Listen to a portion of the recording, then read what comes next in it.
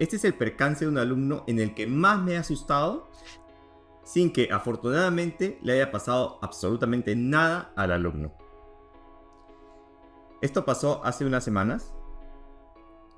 El alumno, que ya tenía bastante experiencia, digamos, en Miraflores, digamos, calculo entre 20 y 30 vuelos, aterrizando, haciendo top landing en la parte de arriba del despegue, se asustó, entró en pánico y reaccionó muy mal ante una turbulencia.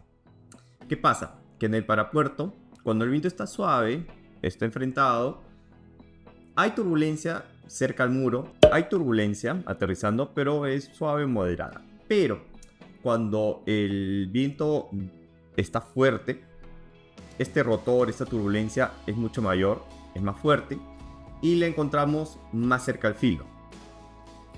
Esto se le advierte a todos los alumnos principiantes que están realizando sus primeros vuelos en Miraflores.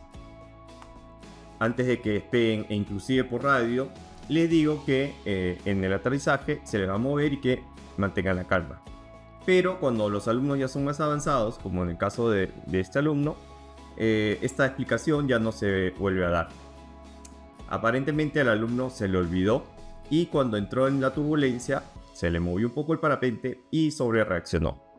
La sobrereacción o sobrecomando o sobrefrenado del parapente es una de las principales causas de accidentes. Ya sea en turbulencia, en un colapso, en una pérdida, en un parachutaje, si reaccionamos en demasía, si sobrecontrolamos el parapente, en vez de que este se recupere, va a empeorar. Es decir, el parapente por sí solo va a recuperarse de casi la mayoría de incidencias. Pero si nos excedemos en el frenado, por pánico, por miedo, porque no sabemos qué hacer, vamos a evitar que el parapente se recupere e inclusive vamos a producir que este empeore. Vemos acá cómo el alumno está haciendo su aproximación al aterrizaje con orejas, lo normal. Vuela sobre el muro, que también es lo normal. Suelta las orejas y en este momento se le mueve un poco el parapente. Acá suelta las orejas, frena un poco, un 20 o 30%.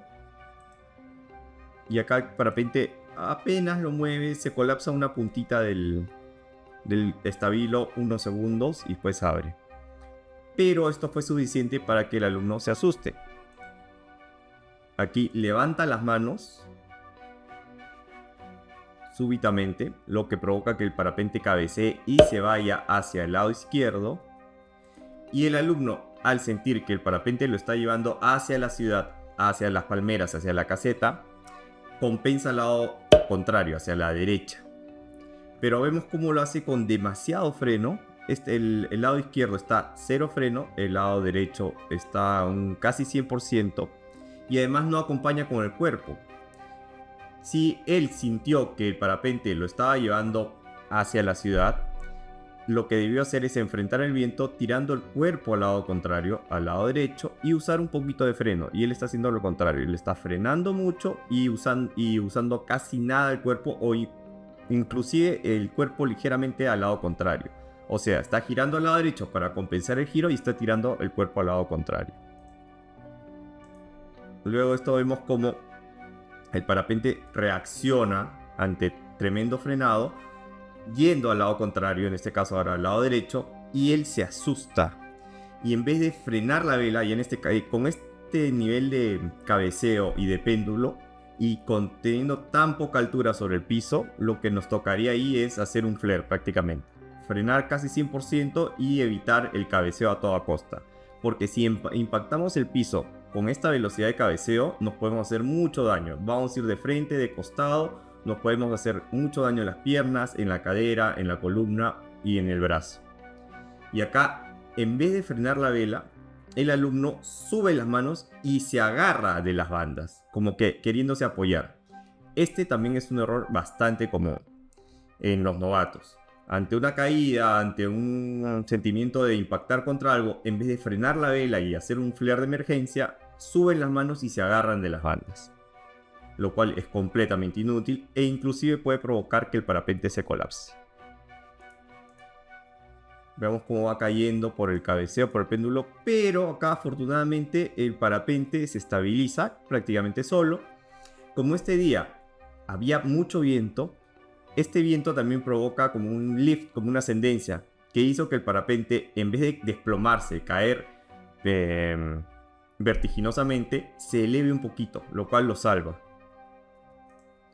Y vemos como acá apenas toca el piso con el arnés y luego termina parado, casi milagrosamente.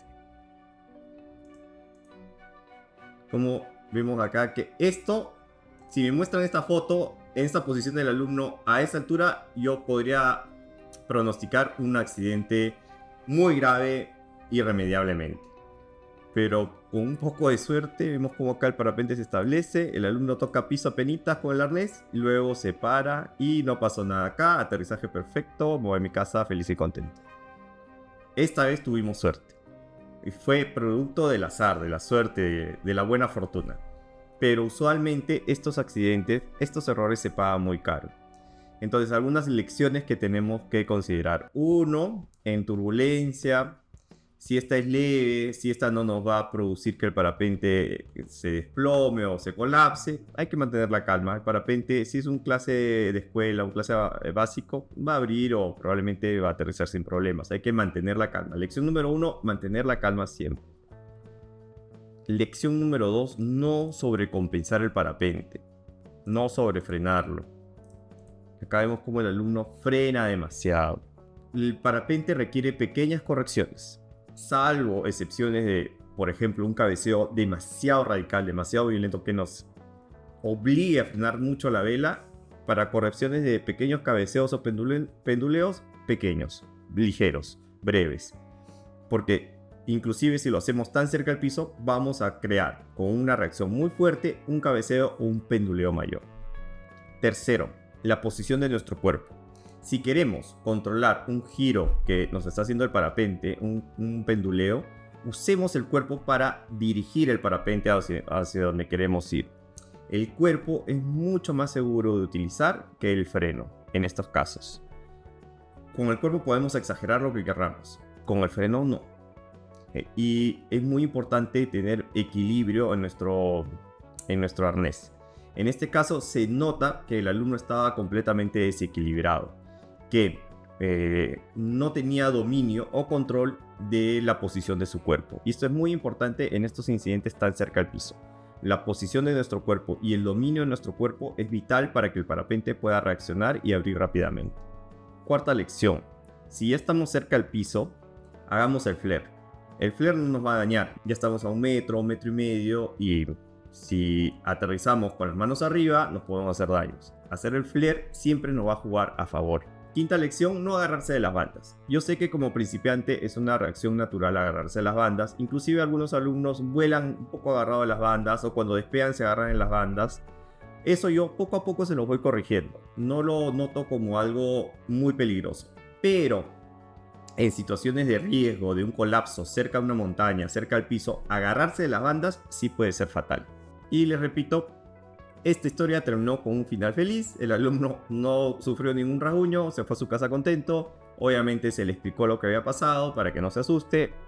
Volvió a volar y asunto resuelto. Aprendió mucho de esta experiencia. Pero no siempre pasa. No siempre nos sale gratis la jugada. Así que lo más importante es tener siempre cautela, pensar bien lo que vamos a hacer y mantener la calma. Esto sería todo en cuanto a este video. Muchas gracias por verlo y recuerda suscribirte a mi canal si quieres recibir más contenido como este y ponerle me gusta al video si te pareció interesante. Hasta la próxima.